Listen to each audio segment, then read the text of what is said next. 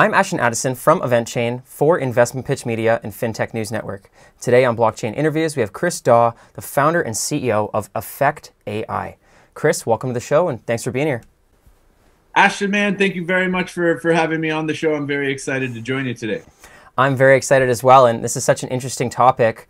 AI, if we could just kick off the interview by explaining what is Effect AI, how have you combined automation, blockchain, cryptocurrency, and all these other amazing things that you're working on, and then we'll dive right in. Yeah, cool, man. That's a fantastic question and incredibly relevant to our project.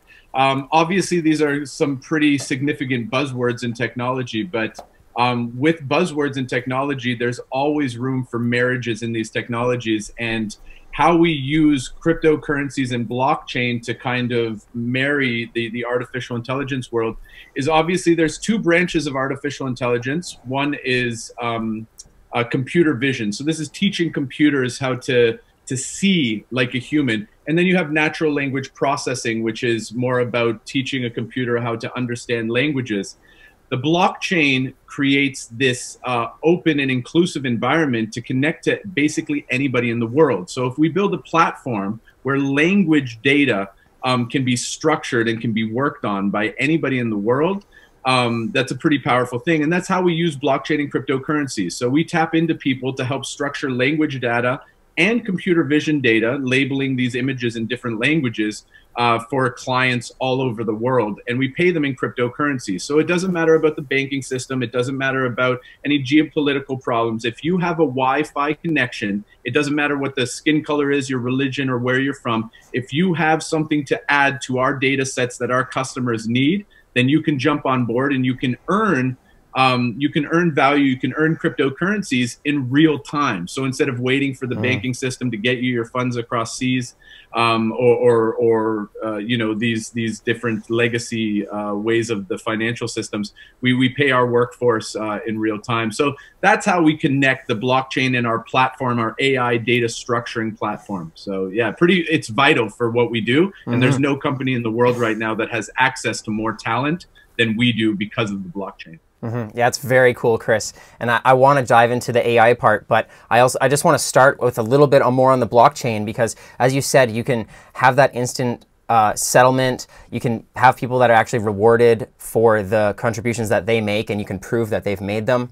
But there's also this decentralized network part where you can get more people connected, and you don't really have to have that hierarchy layers to go through. It's easier to tap into that information. So if you could just elaborate a little bit more on how does the decentralized network work, and as well the blockchain technology. I was researching that you've been using the EOS blockchain platform. If you could explain maybe the rationale behind that and how it really benefits the AI platform, we could dive into that.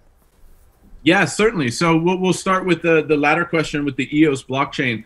Our project and our company is completely blockchain agnostic. We don't give a damn about each and every single ecosystem, and the only thing that matters to us is a technology that works for what we're actually doing. That's what means the most. Now, don't get me wrong, I'm the biggest fan of this space, and personally, aside from the company, I'm a huge Ethereum head. I love Decentraland. I love engaging in that whole ecosystem. But we started our project on the Neo blockchain, the Chinese Ethereum.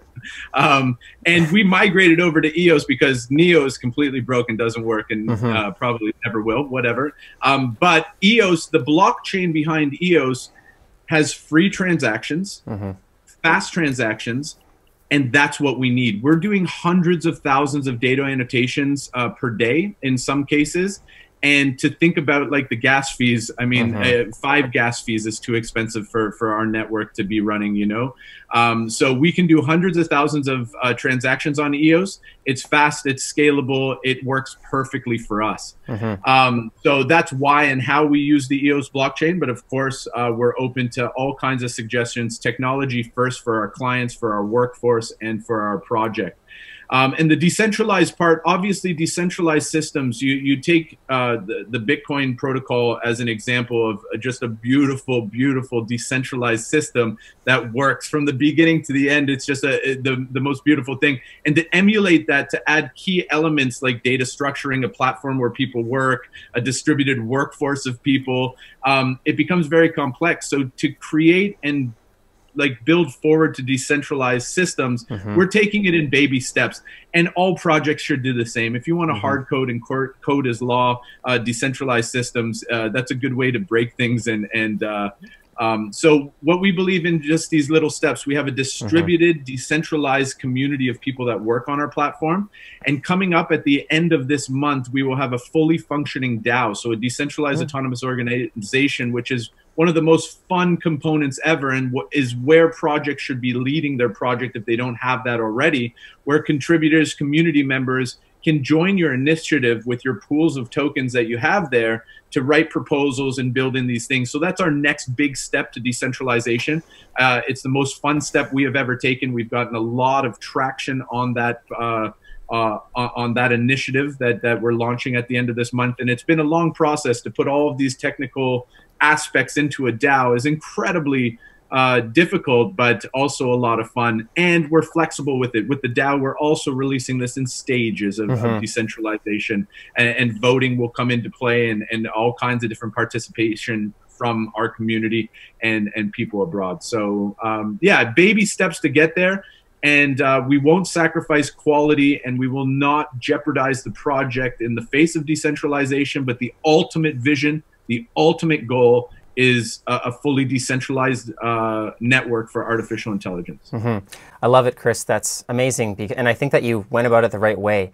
And I did a similar thing with my project where we were using Ethereum and it was lacking that scalability. And the co-founders were saying, we really have to be business maximalists. You can't be blockchain maximalists and you pigeonhole yourself into a technology that may be obsolete in a short amount of time, and who really knows, and to be able to pivot. So to move from NEO to EOS, and to also have that foresight that, hey, there could be other blockchains that are more interoperable and work better for the business aspect of it in the future. And if that's what it takes to keep the business going and to work better, then it's the right decision to make.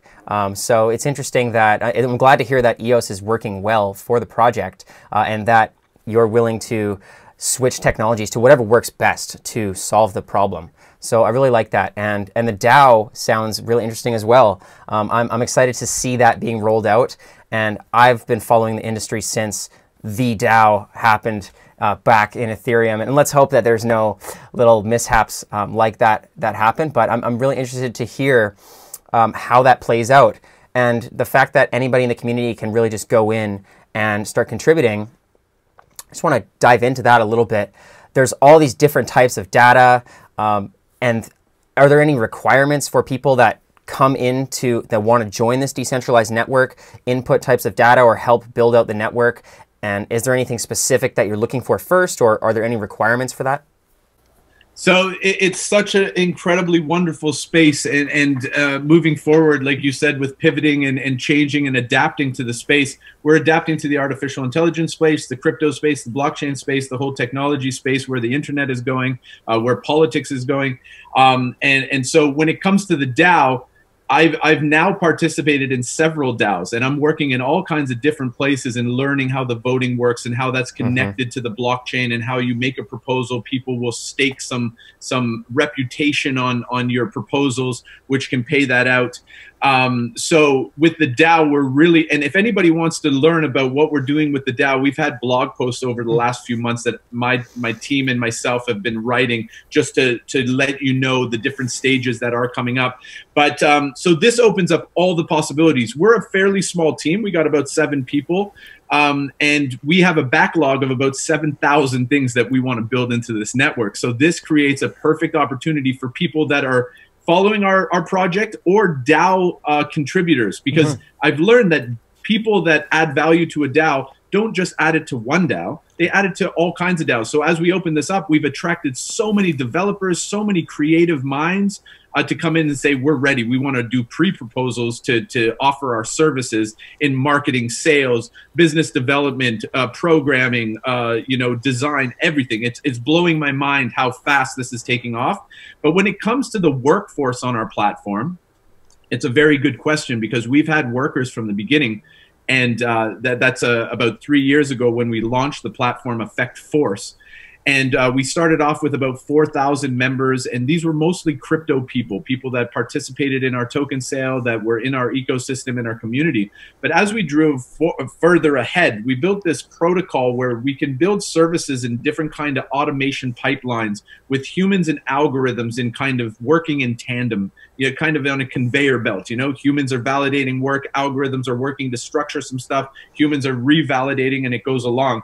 So we've built a new platform called Effect Translate, and Effect Translate is working specifically with language tasks. We really feature about 12 different languages, and you can probably imagine that when we reach out to find like professional translators, these aren't your typical crypto people. They're absolutely the farthest away that you can think of. You're looking at middle-aged people, sometimes older people that have taken on these tasks on the computer to translate. And we onboard them, teach them about our platform, teach them about cryptocurrencies very quickly. But we have a very easy onboarding task. And when you come onto the platform, so the question was like, how do you vet who these people are and qualify that they're worthy of doing the tasks that they say they are? We have a crazy validation system where people have to do some qualifying tasks. They have to stake a little bit of crypto to make sure that they're doing the correct work and not spamming the network. So there's a lot of qualifiers. There's a lot of algorithms watching the work that's being done, a lot of scripts that are checking. And then we have human validators that are validating the work. So subsets of everybody's work is being done by a special workforce of validators going, yeah, they're doing the work correctly. They can give these workers feedback if they don't feel that they're doing them correctly. And we call them master workers. So yeah, there's a big validation system there and a qualification system in a gamified platform where people can start to level up and really understand the value of creating good quality work on our platform for our clients. Yeah, it'll be really interesting to see how that progresses as the network becomes more decentralized. And you talked about staking the tokens, and you mentioned that you've had some of these community members for already 3 years from when the token sale was. And I don't want to pass up the opportunity to talk about the Effect EFX token. If you could elaborate, because I know there's all these other governance functions, and when you have a DAO, you really need that those tokens to act as governance, contribution, and all these different things. Can you just sort of lay out a little look of what does it look like in how the token works within the ecosystem and how people need to use it, but also how they can be rewarded in it? Yeah, absolutely. So obviously, you think about a token attached to a project, and there's not too much justification for a lot of them. And I'll be honest, when we started, it was hard to explain other than we needed to raise funds for this, so we're giving that token in exchange. But the EFX token is truly a utility token. To use the platform as a requester like Kraft Heinz. We work with Kraft Heinz, the United Nations, the government of Singapore. We got all of the big hitters paying tens of thousands, if not hundreds of thousands of dollars to us to structure their data.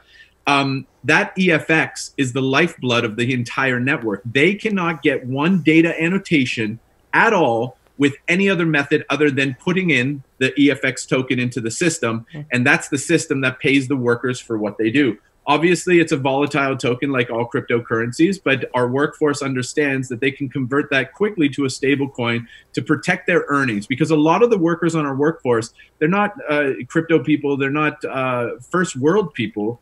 A massive majority of them are in developing countries. So they're not in it for the cryptocurrency gains, although they see them and they're educating themselves on the potential of investments in this space. But their primary goal is to buy, you know, milk, cheese, eggs, bread at the end of the day. So we create these systems for them to be able to do that. But that's the lifeblood of the whole network. And then obviously you can take that token and you can stake it. What we did is we separated the utility token from the governance token. So we had people stake the token to produce governance tokens. We recently stopped the production of those tokens. We have actually over 61% of our entire supply, circulating supply, staked. So that's just an element of the commitment of the community that's behind this secret project called Effect AI. Will be worldly known soon enough.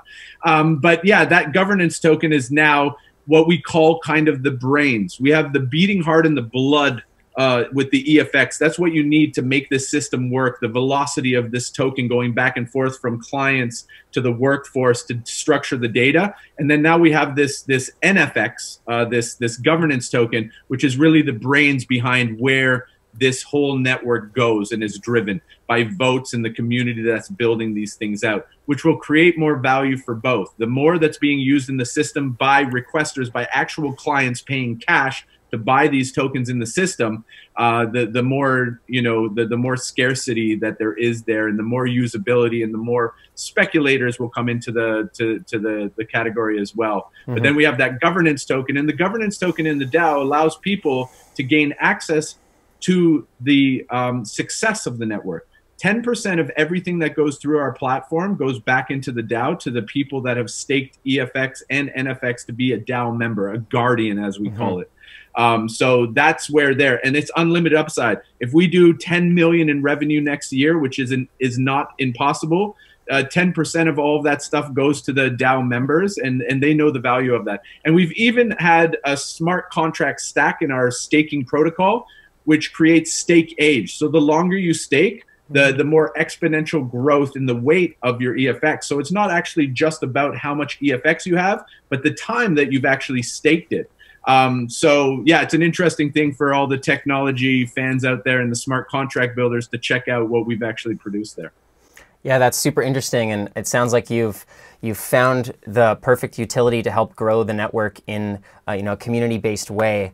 And you know, we're running out of time, Chris, but I do want to talk about, lastly, the future, how you're continuing to grow. I'm guessing you're always looking for new community members and clients to help join the network. Are you looking for anything specific? How can people learn more and get involved and start contributing and getting rewarded as well?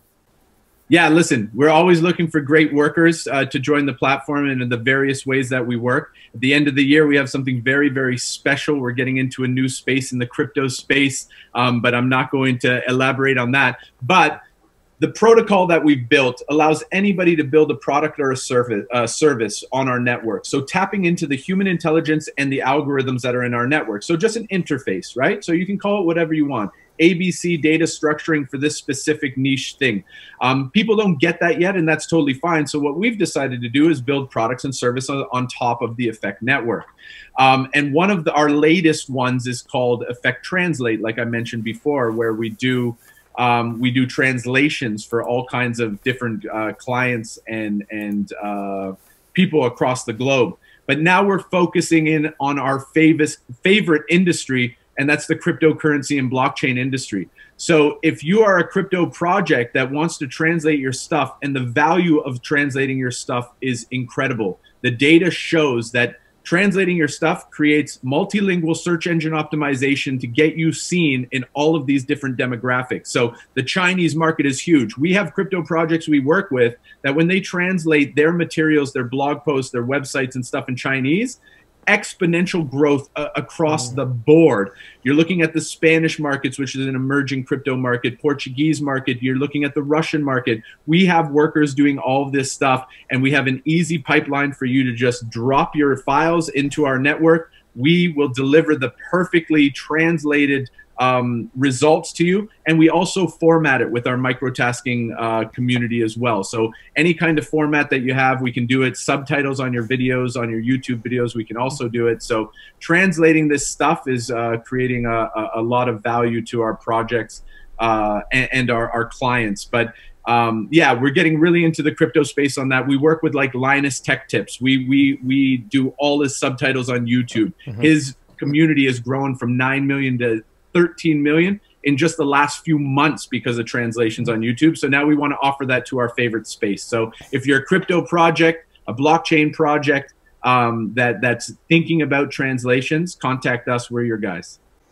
Amazing. Well, thank you so much, Chris. I will leave the links to the Effect AI platform in the description box below for all those community members that are looking to get involved.